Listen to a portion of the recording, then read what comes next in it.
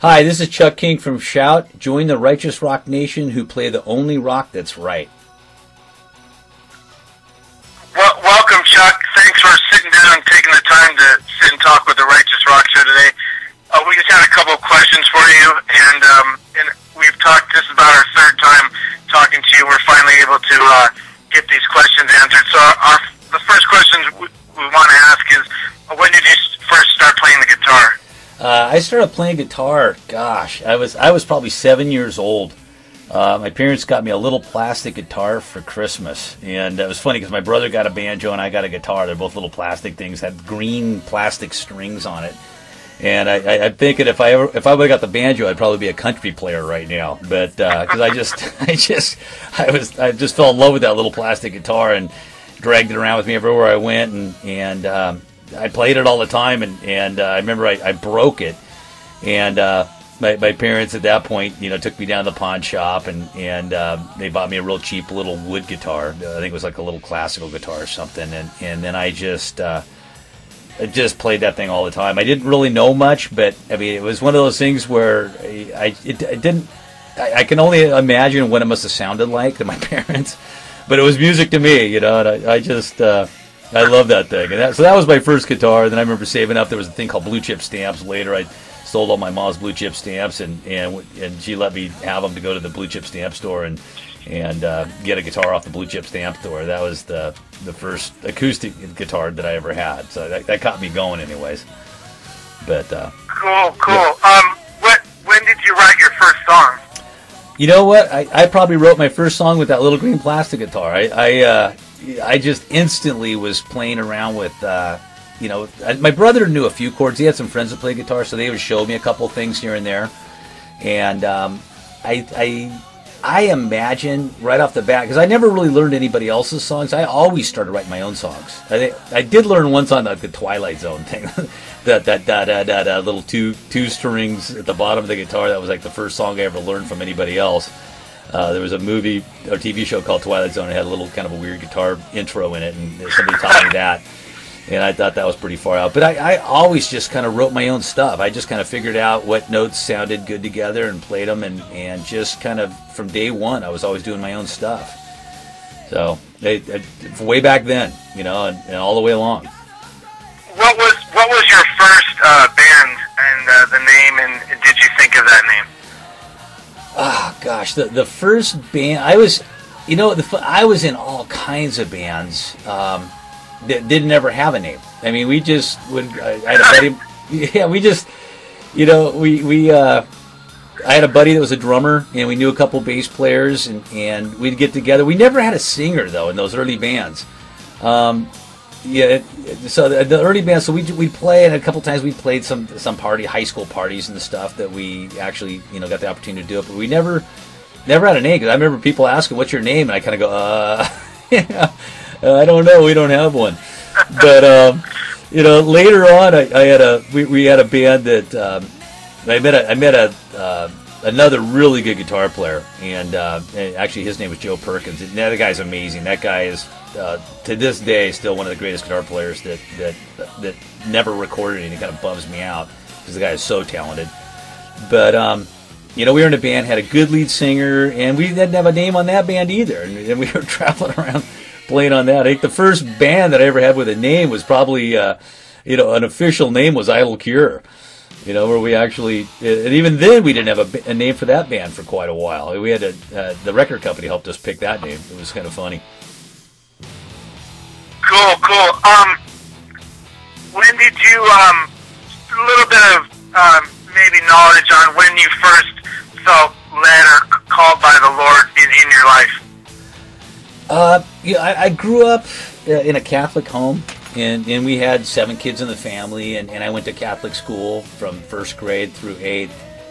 And so I always kind of, had a knowledge of Jesus and a knowledge of God, but not the God that I later learned, who he was. To me back then, he was like Santa Claus. He's somebody you prayed to when you needed something or you wanted something, or we had, ritual prayers that we'd pray at night. I could recite them to this day, that just, the words were, I mean, actually, we didn't even pray. We prayed Jesus, Mary, and Joseph. You know, I mean, that was the prayer that we prayed at night when we went to bed. My mom would say that prayer, Jesus, Mary, and Joseph, I give you my heart and my soul.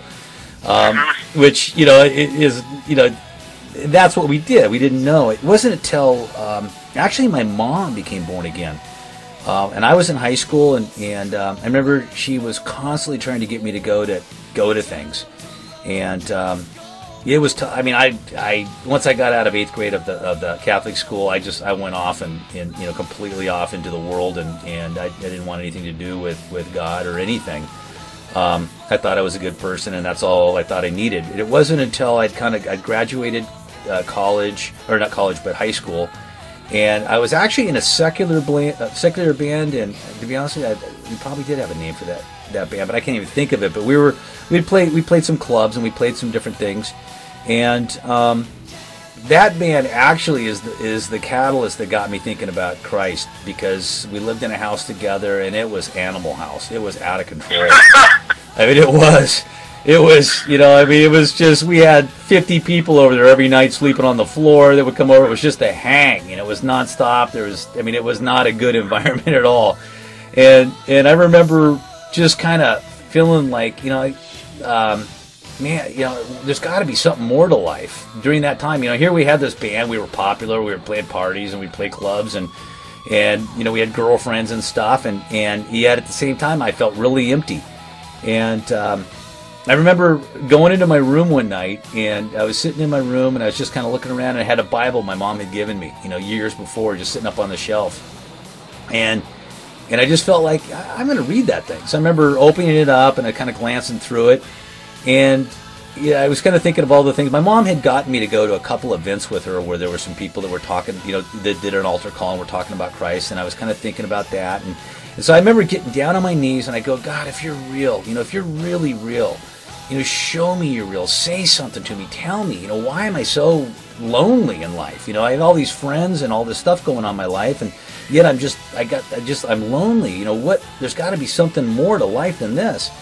And I just go, show me. And the funny thing is, I kind of went off into a daze, and I was just kind of laying there. I started laying on my bed for a little bit, and lay there, and the Bible was just kind of flopping around on the bed. And I remember all of a sudden I kind of went, oh yeah, you know. And I picked it up and I looked at it, and to this day I can't remember exactly what the line was, but the question I asked God was answered when I read that. The first thing that my eyes caught in the Bible was, it was the question that I had on my mind. God spoke to me right in that page. I read it and went, and it's just, you know, I got goosebumps, I had tears. I got down on my knees right then on the side of my bed, and I accepted Christ all by myself in my room in this house that, you know, there was total party going on the other end of the house, out of control. And that's when I accepted Christ. I did. My brother-in-law that I worked for, he was born again, and he had been sharing that with me, and other people had been sharing with me, but when I accepted the Lord, I did it alone in my room. And very interesting thing, though, that created havoc in that house. I tell you, I was not allowed to be a Christian in that house. You know, it was kind of a funny thing. My roommates had a serious problem with that. They weren't happy with me at all. All of a sudden, yeah, that's the light versus darkness thing. It was very interesting. But go ahead. Yeah, that's the definite testimony. That's awesome, and we're definitely thankful for that. And that just pretty much, I guess, would lead us into the next question. Would be when and how did you meet Ken? I was already in the band Idle Cure, and I'd been playing with those guys. We already had done our first album, and I kind of realized that at that time that Idle Cure wasn't the guys in the band. I mean, awesome bros, but not really wanting to go any further than just do it kind of as a hobby on the side at that point in time. And we had our record deal, and we had, you know, many things going for us. But Mark was in college, and he was getting his degree, and he had big plans of things that he wanted to do. And all the guys, you know, our keyboard player Pete had a family business with his dad, and they were just, you know, grooming him to take over that business. And so they all had very different goals. I was the only one that really wanted to go for it in music as a full-time ministry and a full-time, you know, just make my living at it, and hopefully be out there in the mission field for Christ the whole time. And so I was kind of realizing that that I was going to need to do something else at some point in time if I wanted to do that, because these guys didn't have the same mindset at that time. But we were getting ready to play a concert, and I wanted to get a wireless guitar player, so I didn't have to have a cord hooked up to my amp. And I remember looking in this paper called The Recycler, and I saw a ad for one, and I called up the number, and it was Ken. And I didn't know at the time that he was a Christian or anything, but we seemed to hit it off on the phone. He told me about the wireless device, and so I drove over to his house to go get it, and met him there and started talking to him for a few minutes. And I asked him, I could tell he had long hair and he was into music, and I just asked him if he was in a band. He said, yeah. And I said, what was the name? And he said, Joshua. And I went, well, those are Christians in that band, right? And he goes, yeah. And I go, are you a Christian? He goes, yeah. And I went, wow, so am I.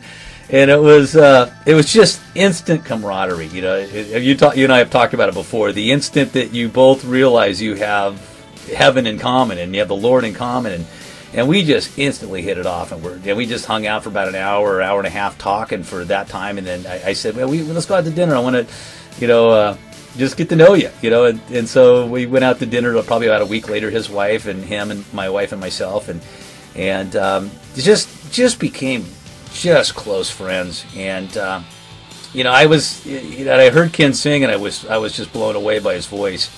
I was blessed with Steve's voice, but I was at the same time, Ken sounded so much like Lou Gramm, who was one of my favorite singers of all time, that I just kind of went, wow, I would love to play songs with Ken singing sometime. And then he had a heart for doing, going full time as well. He really wanted to do it, but he was in the Joshua band, and Joshua already had a lead singer, and Joshua was the main guitar player. So Kenny kind of had a very secondary role, and it was very expendable in that band.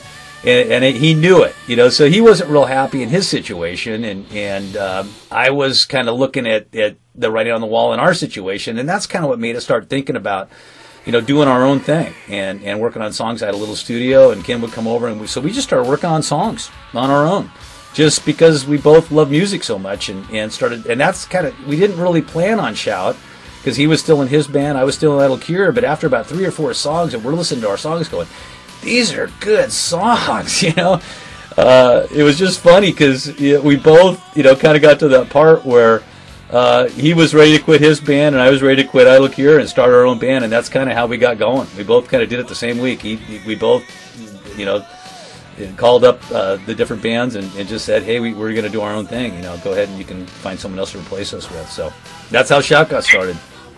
Do you remember the first song that you and Ken wrote?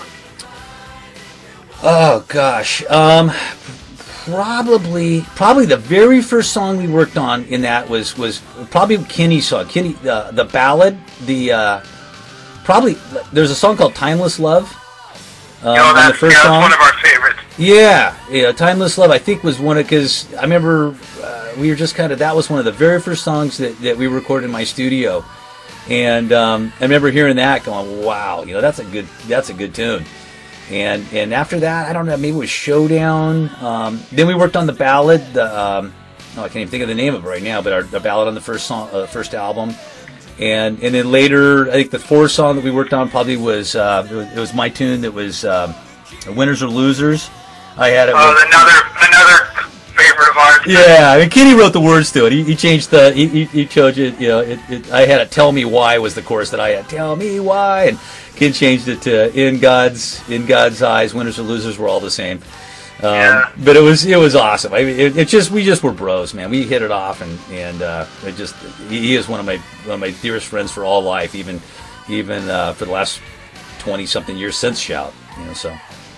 Yeah, we had a really good interview with him. What a blessing it was. He took the time, actually so busy with everything going on, which is awesome. Do you remember the first show or the first tour that you guys played? The very first show we did was at the Roxy in Hollywood, which to be honest with you, just terrified me, because Ken is a go for it type A personality. And he wasn't just going to go do a show. He was going to do a show, and I was always doing little small things. And we did some stuff with Idle Cure and Knott's Berry Farm and stuff like that. But Ken, he did radio ads. He took our album and he did radio ads with prime time, on two of the, KLOS and KNAC, two of the top radio stations around 2 weeks prior to our show at the Roxy. and had radio people there. He had record people there, other record companies, you know, because he was wanted to try to get better distribution than the little Frontline record that we were on, and I was just going. We had never played a show before, you know. I mean, I was kind of hoping that we would kind of be able to cut our teeth on some less important shows first and kind of get the bugs worked out. But no, he started right at the top. He was like no messing around. And yeah, we did it, man. We pulled it off, and it was a good show. It was sold out. It was packed. It was a very show. But I was just terrified, you know, on that first show. But it was funny thinking back about that. Yeah, that's cool. What when did go into now personal stuff, and you can share as much as whatever you'd like. When did and how did you meet your wife? That's an interesting story. My wife, oh gosh, she is such a blessing to me. I love her so much. We've been married 30 years. I met her actually through, after I met Steve Shannon. A friend of mine introduced me to Steve Shannon prior to Idle Cure. He was lead singer of Idle Cure, and I met him at church, and we were going to go bowl after. They used to have these concerts at our church on Saturday nights, and we were both there. I only known Steve for like about a week or two. And Steve's girlfriend at the time, her name was Kelly, really, really fun, happy, neat girl. And her best friend was my wife, Donna. And I remember as we're driving over to go bowling that night, we're all just kind of kidding around, laughing, talking in the car, driving to go bowling, and just having a fun time. And Kelly turns around and tells me, she goes, you know, you have a girlfriend? And I go, no. She goes, I have the perfect girl. I'm going to set you up. And I'm like, what? She goes, my friend Donna. And she just started telling me all about Donna. And I was kind of going, what? You know, I kind of felt like, well, I don't really need to be set up, you know, and you know, but at the same time, you know, I've been praying that God would give me the wife of my dreams. I've been praying for a year for that, and so it was a really interesting thing, and I mean, there's a whole nother story I could go into for an hour about that. A buddy of mine that was doing the Saturday night concerts had prayed a prayer with me, like. About a week before I was with Kelly in that car, and in that prayer he technically prophesied. He prophesied that God was going to introduce me to the woman I was going to marry within 2 weeks, and it was such a beautiful prayer, and I totally knew that it was from the Lord. I mean, I had goosebumps and I had tears in my eyes when he said that, because I wasn't telling anybody that I was praying for a wife. But he had prophesied within the next 2 weeks you're going to meet your wife. And so the interesting thing, when I was in that car, you know, that was the next Saturday. So it's 1 week later, and she said that her husband Steve was, because he played in bands that played at weddings. He was singing in a band that played weddings. Was going to be singing at a wedding that was coming up the very next weekend, the very next Saturday, which would have been 2 weeks when that guy prophesied that I'd meet my wife within 2 weeks, and said that her dad. The dad that was putting on the wedding had told Steve he could bring anybody he wanted to the wedding for having his band play there, and so they invited me because they wanted to introduce me to Donna, and I went based on that and met her, and yeah, here we are 30 years later. I'm still happily married with 3 awesome children and 3 grandchildren. So it was a really cool thing. that is so cool. That's awesome. When did you know? You know, it's been. I don't know, 20 years, I guess, pretty much since maybe the last album you recorded. Yeah. Does that sound about right? Yeah, it's about 21 years, yeah. When did you know that when did the Lord prompt you and Ken to know that it was time to do it again? You know, a while back, there was another album that we did, Shout Back, that came out, oh gosh, I don't know how many years ago, 10 years ago maybe, 11 years ago. Ken called me up kind of just out of the blue and asked me if I wanted to do another album about 10 years ago, and instantly I wanted to. I said yeah, you know, but I was super busy. I had my own company. I was doing contracting, building houses and stuff, and it just wasn't the right time. I tried to, I just couldn't do it. I couldn't do it. Ken ended up doing an album, but I had very little to do with it, and so nothing really happened there. He put it out as a Shout album. I played rhythm on a couple of tracks, and that's about it. But had some ideas on a couple of those things that they can end up finishing the song. So it wasn't really a shout endeavor. And but it wasn't until just recently that, I mean, every so often, we'd have years go by because we're both busy doing our own, raising our families and doing our stuff. But last year, a concert promoter from Germany that had done some shows with us back in the 80s called Ken and asked him if he could get Shout back together, the original band back together, and come play a Legends of Rock concert that they had in Germany. And they wanted to try to get a bunch of the old 80s bands together, the original members. And that they had Guardian and White Cross and some other bands that were getting back together to play that show. And so Ken called me up, and I just went, absolutely, man, I'd love to do that. My kids are all grown now. I'm kind of at a different point in my life. I would love to do that. And so we did. We called up all the members. Joey was in Nashville, and he was stoked, but he was at a point in his life where he wanted to come back to California anyhow. So he hopped in his car and blasted out here, our drummer. And Lauren, the bass player, he wanted to do it, and so we all got together and talked about it, and started getting ready for the show and get rehearsals. That it turned out Lauren couldn't do it, just work-wise. He got a promotion just prior to about 2 months before we're getting ready to leave to go do the show, and it just took up all his time, and so he just said, I have to bow out. So we ended up using a different bass player, Scott Stewart, really neat brother in the Lord that plays bass at our church on Sundays, and just a pro player all the way. And so we had him kind of became our new bass player. So that's got the Joey, me, and Ken, and Scott is the new Shout band. And that concert got us back together, got us thinking, hey, let's do an album. That was fun. Let's do an album and see if God can still use us.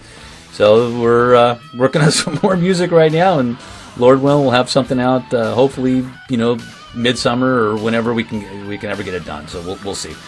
Lord, and that's been going well. The whole process is just like kind of riding the bike, I guess. Yeah. It's just it took some time because we're not going to another person's recording. I have a studio here at my house, and I ended up radically upgrading my equipment to do this album.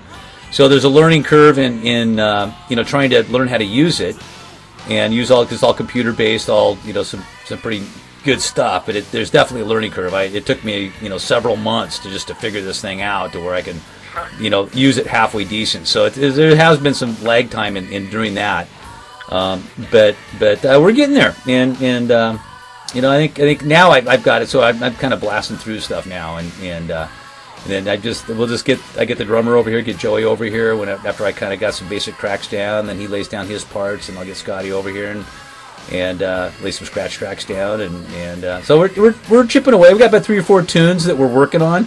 Nothing finished yet, but 3 or 4 tunes that we're working on. And I got probably 15 or 20 that I'd like to do, and I'm sure Kenny's probably got 50 or 100 that he'd like to do. So yeah, it'll be interesting. No one's going to know what this album's going to be like until it's done. That's for sure. We'll probably have 20 songs that we put together and pull 14 of them out. So it'll be interesting to see what it turns out like. That's great. We're so thankful for that too. That God's really putting in another log on that fire that was started way back when, because we know that it is so relevant today, just as it was 20 plus years ago. And we're extremely thankful for you taking the time out of your schedule to do this interview with us. Is there anything else that you want to add, or? You know what? Just talking with you, because we talked a little bit. Nobody can hear on this interview, but we talked for quite a while this morning prior to this interview. But I just want to let everybody know that the Righteous Rock Show, the person behind that, I don't think he wants me to tell him his name, but is a right-on brother in the Lord and totally dedicated to spreading Jesus in his life and through his ministry of this show, and I'm blessed to be part of it. I'm blessed to be talking to him right now, talking to you right now, and I know God's going to use you radically to be a force in these last days of just sharing Christ with people and helping the people that love hard rock music and just in the music that you play to know that that's okay, and Jesus loves them, and you're given an opportunity for bands like us that are kind of had our heyday back in the 80s to be heard again, And we're blessed by your show. And we just want to let you know that we support you wholly, and we are totally just praying that God just blesses your socks off and opens doors for you and your show, and it just nothing but good stuff happens, and we're blessed by it. Thank you, man. Yeah, we really appreciate it. Again, thanks for sitting down. We can't wait to hear that new album when it's ready. Thanks again, Chuck King, for your time. And we will. We hope to have more in the future. All right, Tony. God bless you and the Righteous Rock Show, man. We thank you very much. Take care, man. Thanks.